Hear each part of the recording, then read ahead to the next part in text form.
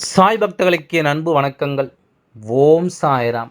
என் அன்பு குழந்தையே, உன்னுடைய பொருள் ஒன்று காணாமல் போய்விட்டது. அதனை உன் அப்பா நான் கண்டுபிடித்து விட்ட அந்த பொருளை யார் எடுத்தார்கள், எதற்காக அவர்கள் எடுத்தார்கள், இப்பொழுது அந்த பொருளை அவர்கள் எங்கே மறைத்து வைத்திருக்கிறார்கள் என்பதை உன்னிடத்தில் சொல்லிவிடத்தான் வந்திருக்கின்றேன்.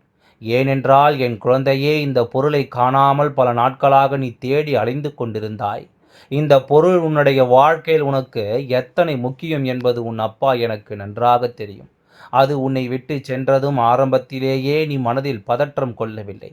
எங்கோ காணாமல் சென்று விட்டது என்று தான் இதுவரை நினைத்து கொண்டிருந்தாய். ஆனால் சில காலமாகவே செய்வினைகள், பில்லி, ஏவல், சூனியம் என்று சில வார்த்தைகள் எல்லாம் கேட்கும் பொழுது உன் மனதிற்குள் ஒரு பதற்றம் வரத்தான் செய்கின்றது.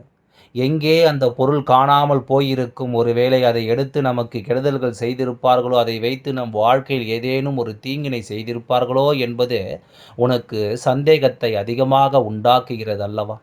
என் அன்பு குழந்தையே, உனக்குள் இந்த சந்தேகமும் பயமும் நியாயமானதுதான். ஏனென்றால் யாரையும் இன்று இருக்கக்கூடிய காலகட்டத்தில் எளிதாக நம்பிவிட முடிவதில்லை. அடுத்தவர்களின் வாழ்க்கையை கெடுப்பதற்காக எதை வேண்டுமானாலும் செய்வதற்கு துணிந்து நிற்கின்றார்கள். இப்பேற்பட்டவர்களுக்கு மத்தியில் நாம் சற்று கவனமாகத்தான் இருக்க வேண்டும். அதே நேரத்தில் என் குழந்தையை, நீ இந்த அப்பாவின் உனக்கு துணையாக கொண்டு இருப்பதால் உனக்கு ஒருபொழுதும் பயம் வேண்டாம். சாயப்பா சொல்வதை நீ என்னவென்று முழுமையாக கேட்க வேண்டும். அதன் பிறகு உன் வாழ்க்கையில் உன்னை சுற்றி நடக்கின்ற விஷயங்கள் எல்லாம் என்ன என்பதை நீயாகவே தெளிவாக புரிந்து கொள்வாய். உன்னை தேடி வந்த இந்த வாழ்க்கையில் உனக்கு என்று நான் கொடுக்கின்ற பல நல்ல விஷயங்களை எல்லாம் உன்னை முழுமையாக வந்து அடையாமல் தடுங்கலாகவே சென்று கொண்டிருக்கின்றதல்லவா? எந்த வருடத்தில் உனக்கு பிரச்சனைகள் வந்தாலும் சரி, அந்த இடத்தில் என் குழந்தை நீ வாழ்ந்து காட்ட வேண்டும் என்று உனக்கு பலமுறை பல தைரியங்கள் எல்லாம் இந்த அப்பா சொல்லி கொண்டிருக்கின்றேன். உன்னால் முடியாது என்று நீ கைவிட்ட பல விஷயங்கள் இந்த வாழ்க்கையில் உனக்கு எத்தனையோ பாடங்களை எல்லாம் கற்றுக் கொடுத்திருக்கிறது. ஆனாலும் என் குழந்தை, இந்த சாயப்பாவின் வழிகாட்டுதலோடு நம்பிக்கையோடும் நிம்மதியோடும் வாழ்ந்து வருகிறாய் அல்லவா? நீ தொலைத்த ஒரு பொருள் எங்கே இருக்கிறது என்று நீ கேட்பாயானால், அந்த பொருள் இருக்கின்ற இடத்தை நான் கண்டுபிடித்து விட்டேன். அதிலும் அது உன்னுடைய துரோகியின் இல்லத்தில் தான் இருக்கிறது என்று சொன்னால் அதை உன்னால் நம்ப முடிகிறதா? இவர்கள் எப்படி இதை செய்தார்கள், நமக்கு தெரியாமல் இதை எப்படி நம்மிடத்திலிருந்து எடுத்தார்கள், நாம் இவர்களுக்கு இப்படி ஒரு வாய்ப்பு எல்லாம் உருவாக்கி கொடுக்கவில்லையே என்றெல்லாம் கூட என் குழந்தை நீ நினைக்கலாம்.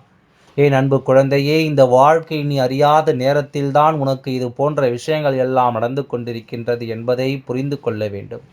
உனக்கு வேண்டிய ஒன்று உன் எதிரிகளிடத்தில் இருக்கிறது என்று நீ பதற்றப்பட வேண்டாம், பயப்படவும் வேண்டாம்.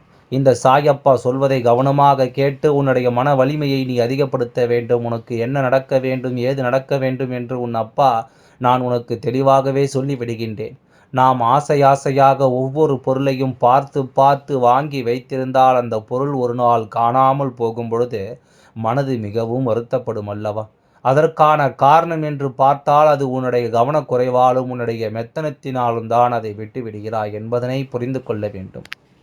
இந்த நொடி உன் அப்பா சொல்கின்ற வார்த்தைகள் உனக்கு புரியும் என்றால் நிச்சயமாக இனி எக்காரணம் கொண்டும் இடத்தில் இருக்கின்ற எந்த ஒரு விஷயத்தையும் நீ விட்டுவிட மாட்டாய். உன்னோடு நான் இருந்து உனக்கு தருகின்ற விஷயங்கள் அத்தனையும் உனக்கு மிகப்பெரிய நன்மைகளையும் சர்வ நிச்சயமாக கொடுக்கும் என்பதனை நீ புரிந்து கொள்ள வேண்டும். இந்த சாயப்பா உன்னிடத்திலிருந்து இந்த பொருளை எடுத்துச் சென்று அவர்களுக்கு தக்க பதிலடி கொடுக்கவும் அவர்களுக்கான தண்டனையை கொடுக்கவும் தயாராகத்தான் இருக்கின்றேன். நீ தொலைத்தது என்ன விஷயம் தெரியுமா? உனக்குள் இருக்கின்ற ஒரு விஷயம்தான். அதை எப்படி தொலைத்தாய் என்று முதலில் நான் உன்னிடத்தில் சொல்லிவிடுகின்றேன். அதன் பிறகு அதையெல்லாம் மனதார ஒப்புக்கொள்வாய். எந்த ஒரு இடத்திலும் நீ இந்த வாழ்க்கையில் உன்னுடைய வெற்றிகளை விட்டு கொடுத்தது கிடையாது. யார் வாழ்க்கையில் என்ன ஒரு பிரச்சனை என்றாலும் முன்னின்று அதையெல்லாம் நீ தீர்த்து கொடுத்திருக்கின்றாய். மற்றவர்களுக்கு எப்பொழுதுமே நல்ல அறிவுரைகளை தான் நீயும் வழங்குகின்றாய். நல்லதே நடக்கும் என்ற உன்னுடைய வார்த்தைகளை கேட்டு எத்தனையோ பேருடைய வாழ்க்கையெல்லாம் நல்லபடியாக மாறி இருக்கிறது. உன்னிடத்தில் அறிவுரைகள் கேட்டால் அல்லது உன்னிடத்தில் ஒரு 5 நிமிடம் பேசினால் நம்முடைய கவலைகள் எல்லாம் மறந்து போகும் என்கின்ற எண்ணம் மற்றவர்களுக்கு இருக்கின்றது. இப்படி நல்ல எண்ணங்களோடு தான் மற்றவர்களோடு நீ பழகி வந்தாய். ஆனால் உன் மீது பொறாமை கண்ட அந்த துரோகி என்ன செய்திருக்கிறார் தெரியுமா? சாயப்பா சொல்வதை இந்த இடத்தில்தான் நீ கவனிக்க வேண்டும். உன்னிடத்தில் பேசி பேசி அதிகமாக கலந்துரையாடி உனக்குள் இருந்த நேர்மறை ஆற்றல்களை அவர்கள் வெளியே எடுத்து விட்டார்கள். ஒரு சிறு பிரச்சனைகள் வந்தால் கூட பார்த்தாயா, உனக்கு இதனால் தான் இப்படி நடந்தது, இனிமேல் இதை செய்யாதே, அவர்களுக்கு இந்த உதவியை செய்தால்தான் உனக்கு இது கிடைக்காமல் போனது, நீ அப்படி நடந்து கொண்டதால் தான் இன்று உனக்கு எதுவுமே இல்லாமல் போனது என்று சொல்லி சொல்லி மேலும் மேலும் உனக்குள் எதிர்மறையான எண்ணங்களை எல்லாம் இவர்கள் விதைத்து விட்டார்கள். உனக்குள் இருந்த நேர்மறையான சிந்தனைகள் விலகும்படியான காரியத்தையும் செய்து விட்டார்கள். அது மட்டுமல்ல, இந்த வாழ்க்கையின் மீது உனக்கு இருந்த படிப்பினை இல்லாமல் போகவும் செய்து விட்டார்கள். இப்படிப்பத்தை உனக்கு செய்தவர்கள் தான் மிக முக்கியமான ஒரு துரோகி என்பதை நீ புரிந்து கொள். இவர்கள் செய்த இந்த காரியத்தால் தான் இப்பொழுது சற்றென்று ஒரு பிரச்சனை வந்தால் கூட நீ மனம் உடைந்து விடுகிறாய். எந்த ஒரு விஷயத்தையும் செய்வதற்கு நீ முன் வருவது கிடையாது. இது நம்மால் முடியும் என்று ஒரு நாளும் நீ நினைப்பது கிடையாது. இது எல்லாம் முடியுமா முடியாதா என்று ஒருபோதும் இதற்கு முன்பு நீ சிந்திப்பது கிடையாது. ஆனால் ஒரு சின்ன சவால் வந்துவிட்டாலே அதை பற்றி நீ அதிகமாக இப்போது எல்லாம் சிந்தித்து கொண்டிருக்கின்றாய். என் அன்பு குழந்தையே, யாராவது இப்பொழுது உன்னிடத்தில் வந்து ஆறுதல் கேட்டால் கூட நானே இங்கு ஏகப்பட்ட பிரச்சனைகளில் இருக்கின்றேன் என்று சொல்கின்றாயே தவிர யாரிடத்திலும் மனம் விட்டு பேச நீ நினைப்பது இல்லை. இந்த சாயப்பா சொல்வது எல்லாம் உண்மைதானா என் குழந்தையே? அதனால் நீ இப்போது என்ன செய்ய வேண்டும் என்பதையும் சொல்லிவிடுகின்றேன். உன்னுடைய மனதில் நீ மீண்டும் மீண்டும் நேர்மறையான எண்ணங்களை கொண்டு வர வேண்டும். அதை நீ யாரிடத்திலும் தேடிச் சென்று பெற வேண்டிய அவசியமில்லை. அது உனக்குள் தானே இருக்கிறது. உனக்குள் இருக்கின்ற இந்த நேர்மறையான சிந்தனைகளை நீ வெளிக்கொண்டு வர வேண்டும். உனக்குள் இருக்கின்ற இந்த நேர்மறையான ஆற்றல்களை நீ மீண்டும் தட்டி எழுப்ப வேண்டும். இதையெல்லாமுமாக நீ செய்துவிட்டாயானால் இந்த வாழ்க்கையில் இனி உனக்கு நடக்கவிருக்கின்ற எல்லா விஷயங்களும் மிகப்பெரிய மாற்றங்களை கொடுக்கும் என்பதில் எந்தவித மாற்று கருத்தும் கிடையாது. இனி எந்த ஒரு பொருளும் உன்னை விட்டு காணாமல் போவதற்கு நீ ஒருபோதும் வாய்ப்புகள் கொடுக்க கூடாது என்பதை புரிந்து கொள். எதுவும் உன்னை விட்டு செல்ல நீ அனுமதிக்க கூடாது. என்னென்ன மாற்றங்கள் எல்லாம் இந்த வாழ்க்கையில் உனக்கு நடந்ததோ, என்னென்ன திருப்பங்கள் எல்லாம் இந்த வாழ்க்கையில் உனக்கு கிடைக்கப் போகிறதோ என்பதை உணர்ந்து நீ மகிழ்ச்சியாக வாழ வேண்டும்.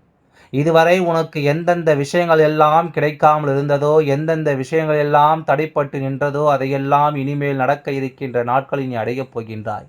இனி உன் அப்பாவின் மீது நீ நம்பிக்கையை அதிகமாக வைத்து விட்டாய் அல்லவா?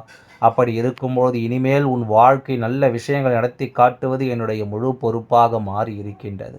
நான் ஒருபோதும் உன்னை கைவிட்டு விட மாட்டேன். நான் என்றும் உன்னுடனே துணையாக இருந்து உன்னை நல்வழியில் நடத்தி செல்லப் போகின்றேன். அது மட்டுமல்ல, உனக்கு வரக்கூடிய பெரிய ஆபத்துகளிலிருந்து உன்னை காப்பாற்றி உன்னுடைய உடல் நலனையும் உன்னுடைய குடும்ப நலத்தையும் நான் மீட்டெடுக்கப் போகின்றேன். அதுவரையில் உனக்கு பொறுமை என்பது கொஞ்சம் அவசியம் தேவைப்படுகின்றது. நம் அப்பாவின் வாக்கு கொடுத்து விட்டார், இனி நமக்கு நல்லது மட்டும் நடக்கும் என்பதை நீ நினைவில் வைத்து கொள்ள வேண்டும். என் அன்பு குழந்தையே, சந்தோஷம் என்பது என்ன தெரியுமா? பிரச்சனை இல்லாமல் வாழ்க்கையை வாழ்வது கிடையாது. எவ்வளவு பிரச்சனைகள் வந்தாலும் அதையெல்லாம் சமாளித்து அந்த சூழ்நிலைகளை எல்லாம் வெற்றி கொண்டு நிம்மதியாக இருப்பதே உண்மையான சந்தோஷம் என்பதை நீ புரிந்து கொள்ள வேண்டும். இனி என் குழந்தைக்கு நிரந்தரமான சந்தோஷம்தான் வாழ்க்கையில் அமையப் போகிறது. இனி எத்தனை கஷ்டங்கள் வந்தாலும், எத்தனை துயரங்கள் வந்தாலும் அதையெல்லாம் மிக எளிமையாக கடந்து வரவும் ஜெயித்து வரவும் அத்தனை திறன்களையும் நான் உனக்கு கொடுக்கப் போகின்றேன்.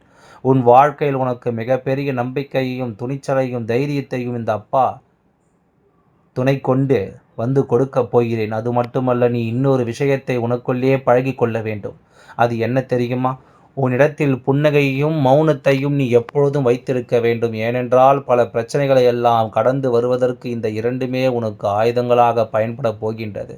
என் அன்பு குழந்தையே, உன்னுடைய அழகான புன்னகை என்பது பல பிரச்சனைகளை உனக்கு தீர்த்து வைக்கும். அதே சமயத்தில் உன்னுடைய மௌனம் என்பது பல பிரச்சனைகளை உனக்கு மீண்டும் வராமல் தடுத்துவிடும்.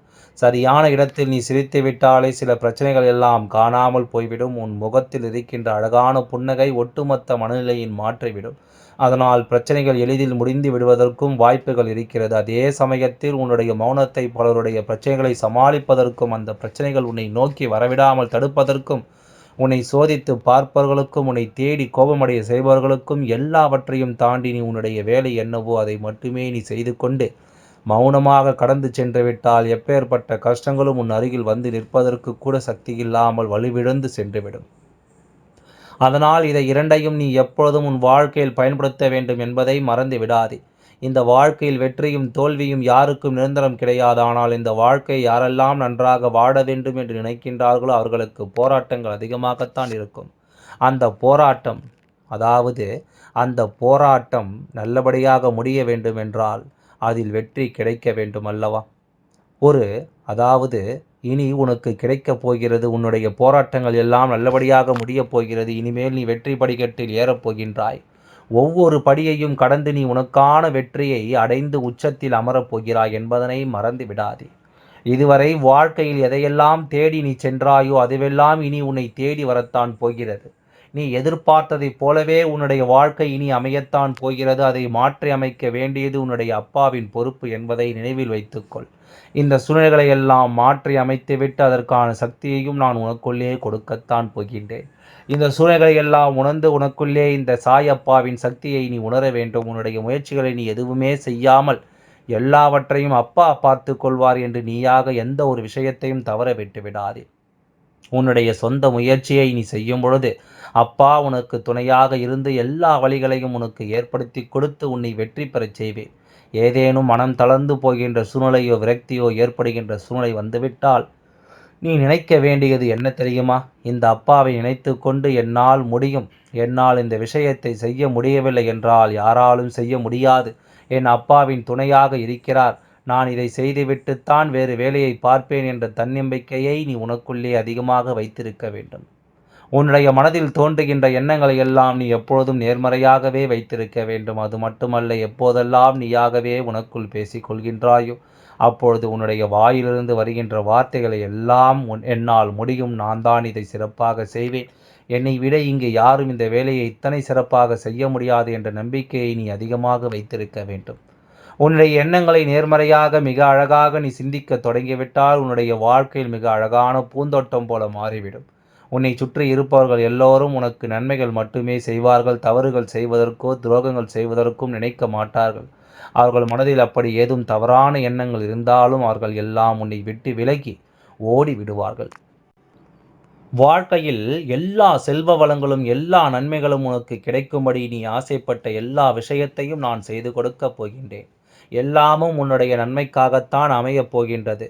எல்லோரும் அவர்கள் நினைத்தது போல் ஆசைப்பட்ட வாழ்க்கையில் அமைந்து விடாது. அதே நேரத்தில் நீ இந்த அப்பாவை நம்பிக்கொண்டு தொடர்ந்து நீ முயற்சி செய்து கொண்டு வந்தால் நிச்சயமாக நீ இந்த அப்பாவை எதிர்பார்த்ததை விட அழகான சிறப்பான வாழ்க்கையை கொடுக்கப் போகின்றார் என்பதை நீ நேரில் பார்ப்பாய். எல்லாம் நல்லபடியாகவே நடந்து முடியும். ஓம் சாய்ராம். நன்றி, வணக்கம்.